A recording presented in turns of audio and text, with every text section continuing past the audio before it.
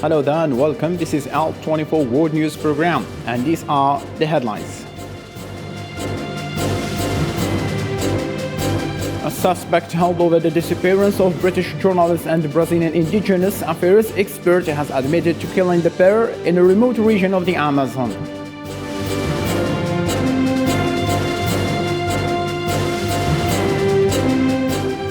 The United Nations Refugee Agency has reported that Russia's war in Ukraine has pushed global displacement numbers above 100 million for the first time.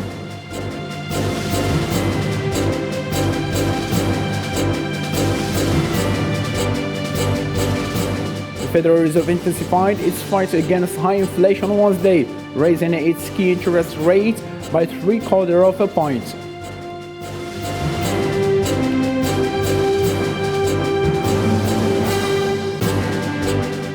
Iraqi Shia leader Muqtada Sadr said he has decided to withdraw from the political process to avoid involvement with corrupt politicians.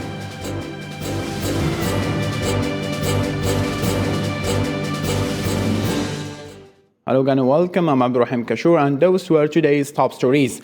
The worst fears were confirmed in Brazil on Wednesday after a suspect admitted to having buried the bodies of the British journalist Dom Phillips and the Brazilian expert Bruno Pereira in Amazon. Hussein Burkan has more to tell. After 10 days of investigation, the suspect arrested by federal police after British journalist Dom Phillips and Brazilian expert Bruno Pereira disappeared in the Amazon, admitted to burying their bodies and showed authorities their location. Last night we obtained a confession from the first person arrested in connection with this case, now Naspelado, Mr. Amarildo, who voluntarily decided to confess to his criminal practice. During his confession, he recounted in detail and indicated the place where he had buried the bodies.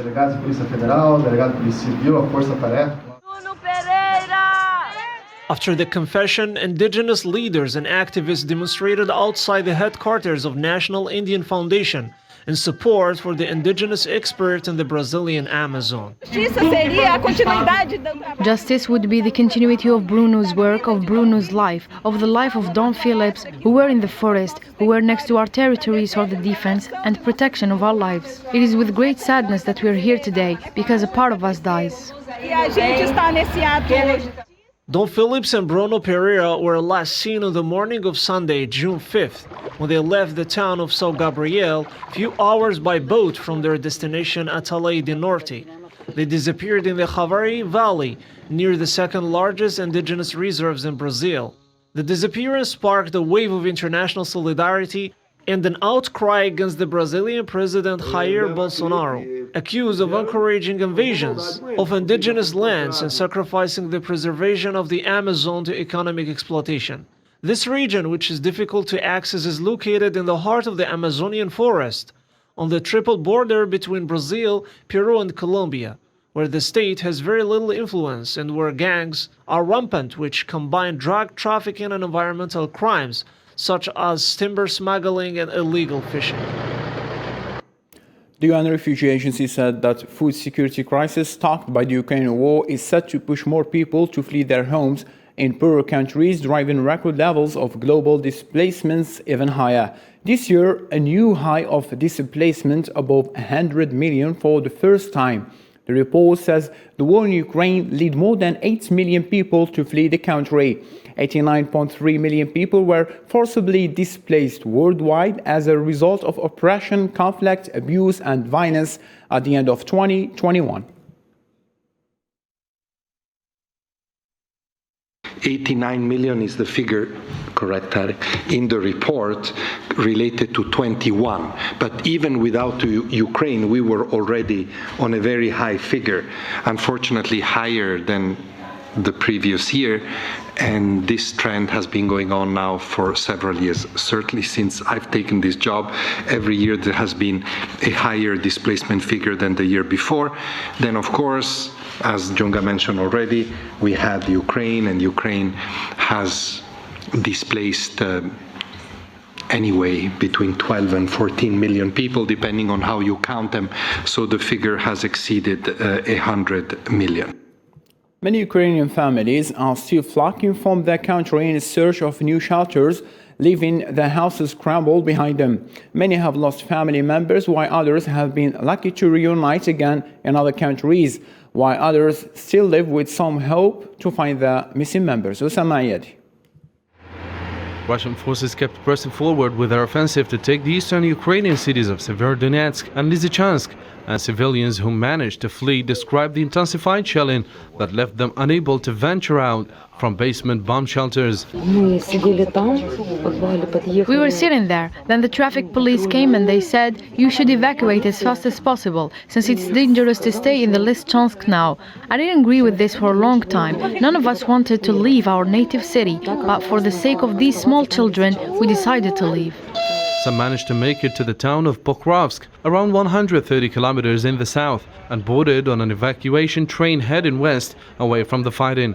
Volunteer drivers are risking everything to deliver humanitarian aid to Ukrainian civilians and get people out. The routes are dangerous and long, and the drivers risk detention, injury, or death. It was not by chance. I went to move my granny and I did this. If I needed to move you, I would do the same. That personal feeling of responsibility is for everyone. I was asked to go because nobody else wanted to. More than 24 drivers have been detained and held for more than 2 months by Russian-backed separatists in the Donetsk region. Many families who fled the Ukrainian borders have suffered desperate separation since the beginning of the war, as many are reunited and resettling in other European countries through refugee admission programs, while others are still in search of family members, mainly children who were lost during the process of mass evacuation. I know for a fact he's in a prison cell, but Russian negotiators let me speak to him today. He keeps asking me, when will they let me go? When will you come and get me? Mentally he's still holding on. He's not broken yet. The country's missing persons charity has recorded 10 times the number of annual cases of missing in just 3 months, with 2,200 cases of missing children. President of the U.S. Central Bank Jerome Powell said on Wednesday that the institution had the tools to curb inflation and said it was determined to reverse the curve and bring the price rise back to its 2% target. Islam Seed. The U.S. Central Bank raised its key interest rates on Wednesday by 3/4 of a point, the largest hike in nearly 3 decades, and its president assured the institution that it remained determined to fight runaway inflation. We at the Fed understand the hardship that high inflation is causing. We're strongly committed to bringing inflation back down, and we're moving expeditiously to do so. Stocks rallied in a roller coaster day of trading on Wall Street on Wednesday after the Federal Reserve hiked the interest rates. This is the third following increase in these rates, which affects many consumer and business loans to range from 1.5% to 1.75%. Growth in business fixed investment appears to be slowing, and activity in the housing sector looks to be softening, in part reflecting higher mortgage rates. We have both the tools we need and the resolve that it will take to restore price stability on behalf of American families and businesses. Inflation in the United States is at record high. In May, it stood at 8.6% over a year, unprecedented in over 40 years. Bringing inflation around 2% is the priority for the U.S. Central Bank. However, Powell also warned that the unemployment rate could rise to 4% if inflation returned to its 2% target. I have to go see clients. I have to put gas in my car, and gas used to be $30 to fill up my tank, and now it's about $50. I think it's interesting because there's obviously a lot of inflation, but at the same time, there's a lot of job opportunity because I've been hearing there's a lot of job shortages. The Fed's decision to impose such a big rate hike on Wednesday was an admission that it is battling to slow and stop inflation, which has been aggravated by Russia's war in Ukraine and its implications on energy prices and global supply chains. French President Emmanuel Macron, German Chancellor Olaf Scholz, and the Italian Premier Mario Draghi arrived in Kiev Thursday. Europeans are meeting with Ukraine's President Volodymyr Zelensky as they prepare for a key European Union leaders summit in Brussels next week and in June by NATO summit in Madrid.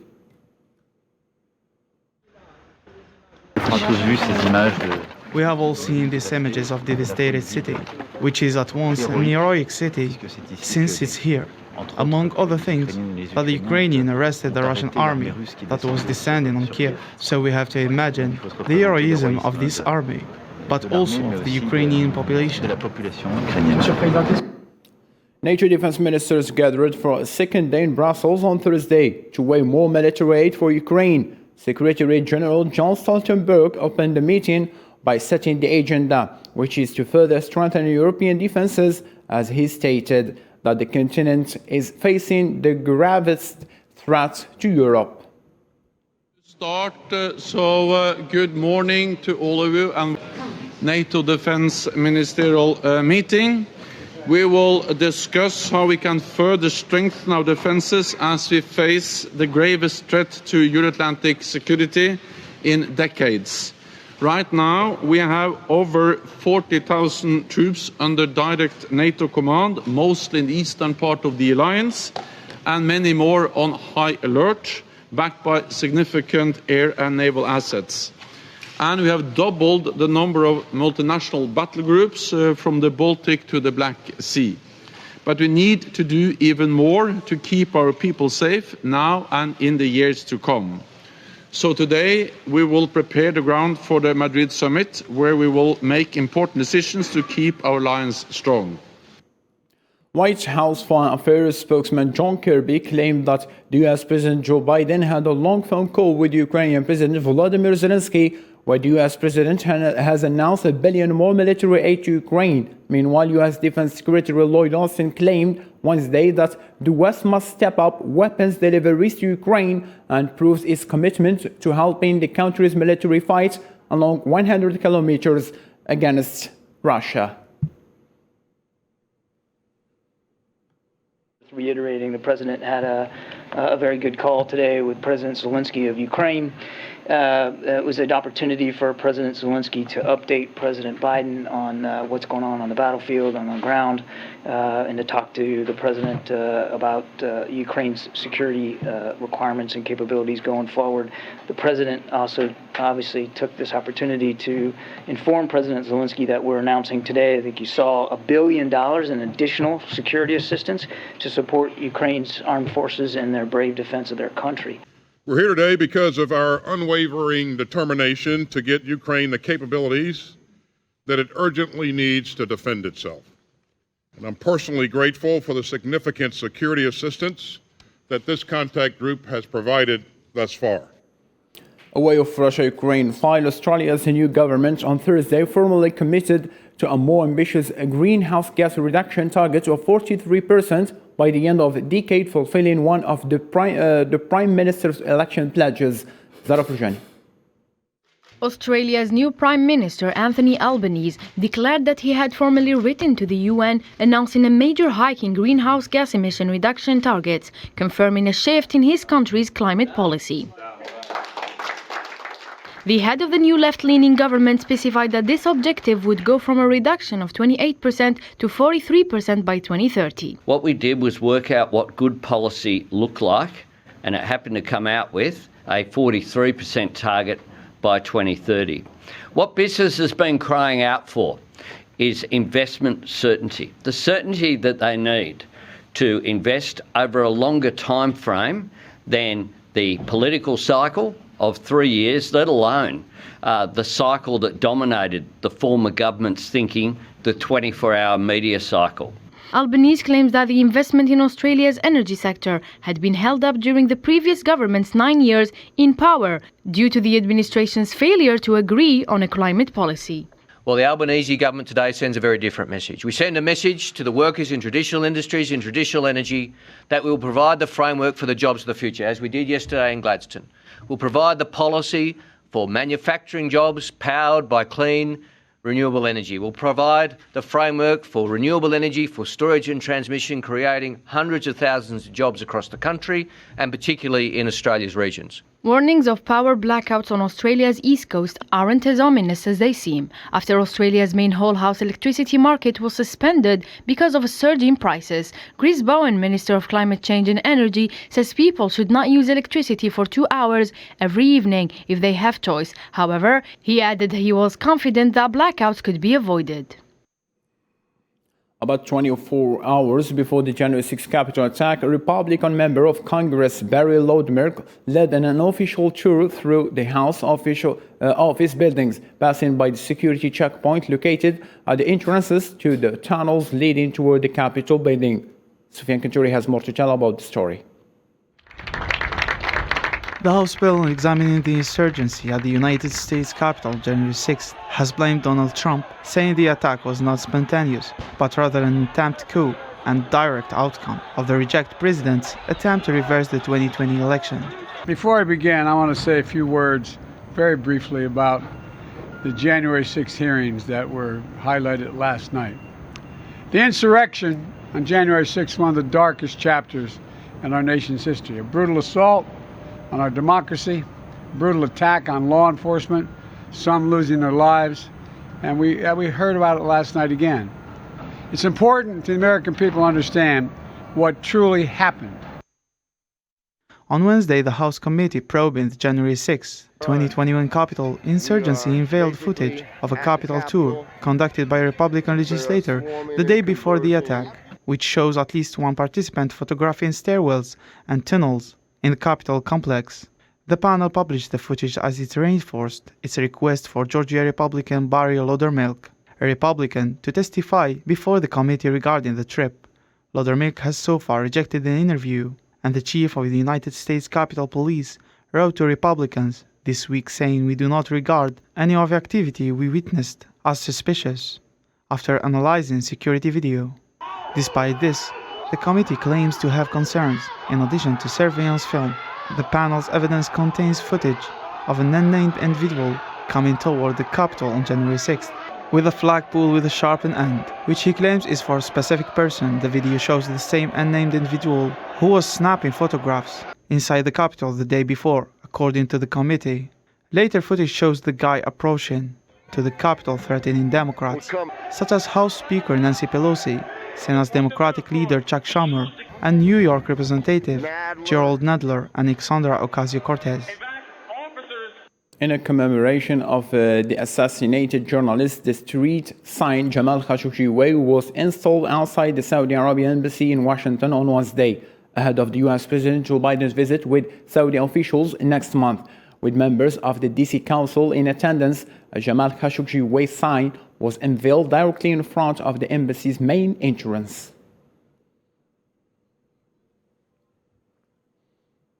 Muqtada Sadr, the powerful Shiite cleric who leads the Sadrist movements in Iraq's parliament, has stated that the decision to ask his legislators to quit will not be reversed. And 3 days after ordering his 73 members of parliament to resign, he announced in a confidential meeting that he would not participate in the future elections if the corrupt participate.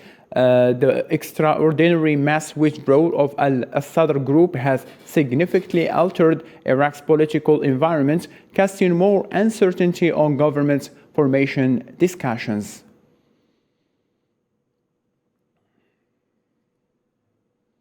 An anti-Rwanda rally in eastern Congo city of Goma boiled over into looting Wednesday as bare-chested men raided troops and searched cars they suspected of transporting Rwandans. More details with KFC. Protesters rallied in the border city of Goma in the east of the Democratic Republic of Congo to demand an end to attacks led by rebel group allegedly supported by the Rwandan government. Authorities used tear gas in their attempts to stop the demonstrators trying to cross the frontier into Rwanda. Crowds showed their support to the Congolese armed forces, who have been fighting against the M23 rebel group amid an increase in attacks in North Kivu province since May. We call the entire Congolese population to stand up in support of our armed forces. It is already too much. We cannot accept being attacked by neighboring countries. General Sylvain Ikenge, a spokesperson for the military government in North Kivu, urged the crowd to protest peacefully. We're going to do everything possible to drive these criminals, these terrorists and their supporters out of the national territory. Rwanda does not like us, and we're not afraid. and we're not afraid of it, and we will fight it. If it wants war, it will have war. For the moment, we thank you for your actions. We ask you to demonstrate peacefully. Earlier this week, Congo's military accused Rwanda of an invasion after M23 rebels captured Bunagana, a key town marking a dramatic escalation in tensions between the two Central African neighbors. The protesters called on the international community and the United Nations to take action and not just condemn the violence. We want an effective condemnation. We follow the speeches of the United Nations every day. They condemn, but in reality they do absolutely nothing. We want to see how they will hold Rwanda to answer for its actions. Relations between Rwanda and Congo have been fraught for decades. The two countries have long accused each other of supporting various rival armed groups. Late last month, Rwanda's military accused neighboring Congolese forces of injuring several civilians in cross-border shelling. The M23 rose to prominence more than a decade ago when its fighters seized Goma, the largest city in Congo's east, which sits along the border with Rwanda. The United States is for the second time in its history for the guest of honor for the International Fair of Algiers. In a joint press conference with Kamal Rizk, Minister of Trade, organized on the sideline of the activities of the 53rd edition of Algiers International Fair, the U.S. Ambassador to Algeria, Elizabeth Moore, affirmed that several partnership agreements have been concluded between Algerian economic operators and their American counterparts, noting that the agreements concern several priority sectors, most notably agriculture and industry. Yesterday, Minister Rezig and I hosted the 7th round of the U.S.-Algeria Trade and Investment Framework Agreement talks, which provide a strategic framework for dialogue on commercial issues between the U.S. and Algeria. This year, 3 American trade missions have already visited Algeria, one in agriculture, one in renewable energy, and another in conventional power. We understood from President Tebboune that his highest priority is food security. And so the U.S. Embassy recruited a third of the participants of this pavilion in the agriculture sector exactly to meet those needs. So yes, we had a variety of partnerships announced this afternoon. There is a press or a summary of those that we can give to you afterward. To the neighboring country, Tunisia, the Tunisian Trade Union Center announced that a statewide public sector strike will take place on June 16 to protest rising prices and privatization of key state-owned enterprises. The declaration comes simultaneously when Tunisia is mired in a grave economic crisis and the government is banking on the General Union of Tunisian Workers to back the reform plan it has submitted to the International Monetary Fund in the hopes of securing new funding. More international news in this roundup. The case shakes Hollywood. Kevin Spacey, the American star at the 2 Oscars, was due to appear in a London court on Thursday on charges of sexual assault, dating back to the period when he was artistic director of the theater in the British capital. Determined to vindicate his innocence, the star of the House of Cards series, whose career has been cut short by a series of accusations since the Weinstein affair, is expected from 10 a.m. at Westminster Magistrates Court. The Taiwanese Army presents its largest domestically manufactured armored vehicle, the CM-34 Clouded Leopard. The all-weather combat vehicle is armed with a 30mm cannon with an effective firing range of 3 kilometers. Taiwan has undertaken to develop its own weapons program to strengthen its defense capability against China. The CM-34 production plant, located in the center of the island, which can produce 6 vehicles per month. Colombian justice ordered Wednesday the holding of a debate between the 2 presidential candidates of June 19th in Colombia, the opponents of the left, Gustavo Petro, and the businessman Rodolfo Hernandez, while the latter refuses for weeks any debates with his rival. In a verdict published today, a court in Bogota ordered the 2 candidates to jointly program a major public media presidential debate. Clashes between protesters and police erupted as thousands of indigenous people flocked to Quito for the third consecutive day of protest against the Ecuadorian government. Protesters have been denouncing for 3 days the rise in fuel prices, but also the lack of jobs and the granting of mining concessions in indigenous territories. They demand the control of the prices of agricultural products and the renegotiation of the debts of the peasants with the banks. Protests have been erupting in many Indian cities to condemn the demolition of homes and businesses belonging to Muslims. In what critics call a growing pattern, bulldozer justice aimed at punishing activists from the minority group. The protests were sparked by derogatory remarks about Islam and the Prophet Muhammad made recently by two spokespeople of Prime Minister Narendra Modi's Hindu nationalist Bharatiya Janata Party. Ending up with the Asian continent, Psy was widely criticized for his 2022 Summer Swag concert series.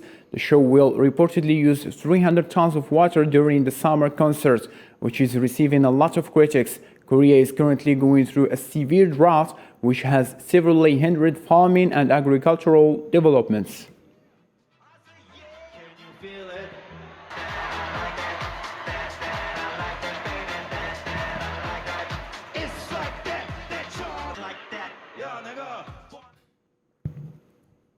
That's all for what we have for now. Thank you so much for being with us. Take care of yourself. Bye-bye.